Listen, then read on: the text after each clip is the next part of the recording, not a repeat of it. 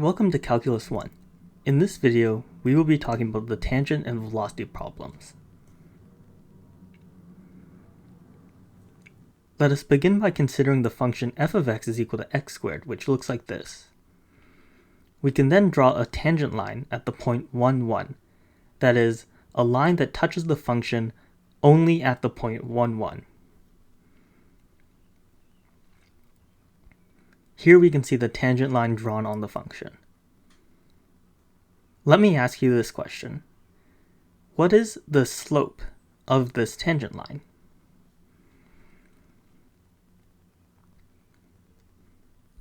Now let us try to calculate the slope of the tangent at the point 1, 1. First, we start with our formula for the slope, which is rise over run, or the change in y, delta y, over the change in x, delta x. Now what is the change in y and what is the change in x? Well, at the point 1, 1, we have no change in y and we have no change in x. So our slope is 0 over 0. Now hold on. What on earth is 0 over 0? Is it 1? Is it 0? Maybe it's infinity? Well, in fact, 0 over 0 is not a defined number. So we can't directly calculate the slope this way. Now let's consider the secant line, which is the line that cuts through 2 points on the function, and let's consider the line that cuts through the point 1, 1 and 2, 4. Now can we calculate the slope of the secant line? In fact, we can. So let's go ahead and do that.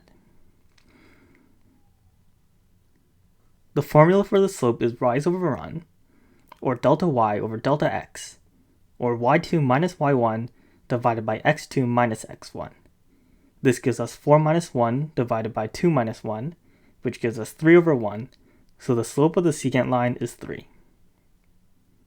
So let's try to use this idea to calculate the slope of the tangent line at 1, 1.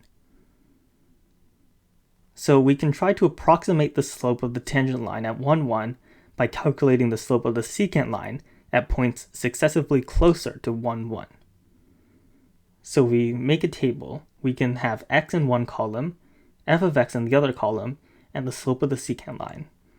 So if we pick x equals 2, f of x is equal to 4, and the slope of the secant is 3. If x is 1.5, f of x is 2.25, and the secant slope is 2.5. And we continue going closer and closer to 1. So if we have x is equal to 1.001, f of x is 1.002001, and the slope of the secant is 2.001. We can repeat approaching the number 1 from the left side, so starting from 0 and moving to 0.999, and we get that the slope of the secant is 1.999. So intuitively, we can see that the slope of the tangent line at 1, 1 should be 2. Let me now introduce some new notation. Recall that the formula for the slope of a secant line cutting through 1, 1 and some arbitrary point x, x squared is the following. Now, we want x to be 1, but we saw that this will result in 0 over 0. So instead we can make x as close as possible to 1, but not 1, and we call this infinitesimally close. As a result, we have this notation which looks like this. The slope of the tangent is equal to the limit as x approaches 1 of x squared minus 1 divided by x minus 1. Now let me introduce the velocity problem. The distance traveled by a free-falling object is given by the equation d of t is equal to 4.9 t squared. What is the velocity of an object 5 seconds after it is dropped from a skyscraper? Well, the average velocity formula is the change in position divided by the change in time, or delta d of t divided by delta t. So the average velocity is equal to d of t2 minus d of t1 divided by t2 minus t1. We can plug in d of t to get 4.9 t2 squared minus 4.9 t1 squared divided by t2 minus t1. So can we calculate the instantaneous velocity at t is equal to 5 seconds? Well, if we plug in 5 as t2, we're going to get 0 over 0 as a result. So let's try to calculate the average velocity with time intervals successively closer to 0. That is, where t2 is as close as we can get to t1 without it being 0. So again, we can make a table with t1, t2, and the average velocity. t1 is 5, and we can make t2 5.1, and we get the average velocity to be 49.49. We can continue going as we make t2 closer and closer to 5, and we see that the average velocity gets closer and closer to 49.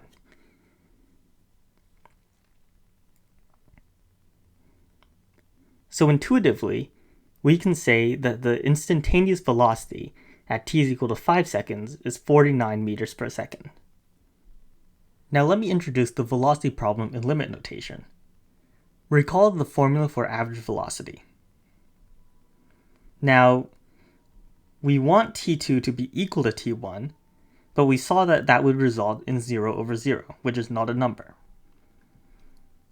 Now let's rewrite t2 as t1 plus h, where h is the time interval between t1 and t2.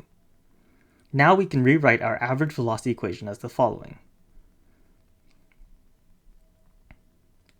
We want h to be as close as 0 to possible, so that t2 is as close as possible to t1.